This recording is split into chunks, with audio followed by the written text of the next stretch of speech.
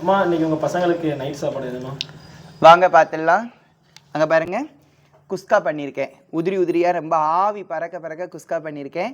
வாங்க சாப்பிட்லாம். இங்கே பார்த்தீங்கன்னா சிக்கன், இன்றைக்கி வந்து சிக்கன் கிரேவி பண்ணியிருக்கேன். எவ்வளோ அழகாக இருக்குது பார்த்தீங்களா?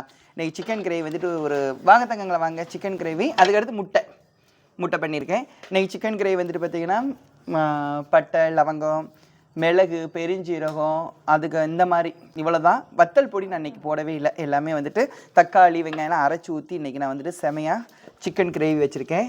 எல்லோரும் வாங்க சாப்பிட்லாம். கொஞ்சம் கூட ஈஸா பையங்க நல்லா சாப்பிடுவாங்க. ரெண்டாவது வரதுக்கு சோம்பல் பட்டுட்டு வாங்க வராமல் இருந்துக்கிட்டு தாங்க. எல்லோரும் சாப்பிட்டு என்கிட்ட காமிக்கணும் இன்னைக்கு.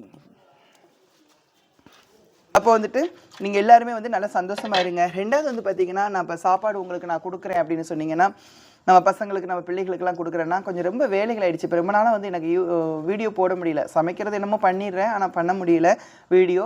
நீங்கள் நல்ல நல்ல கமெண்ட் பண்ணுங்கள். ஒருத்தங்க யூடியூவை பார்த்துட்டு நிறைய பேர் வந்துட்டு நல்ல நல்ல கருத்துக்கள் சொல்கிறீங்க. இன்னும் நீங்கள் நல்ல நல்ல கருத்துக்கள் சொல்லுங்கள். நம்ம கோவில் வந்தும் நம்மளோட இந்த செயல்பாடுகள், இப்படி நம்ம பண்ணக்கூடிய இந்த மாதிரியான உதவிகள் உலகமெல்லாம் பரவணும் அப்படிங்கிறத தாண்டி நம்ம ஏழை மக்களுக்கெல்லாம் பரவணும்.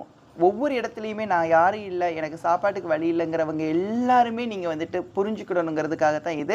நீங்கள் எல்லாத்துக்குமே இதை ஷேர் பண்ணுங்கள், கமெண்ட் பண்ணுங்கள், நல்ல நல்ல கமெண்ட் பண்ணுங்கள்.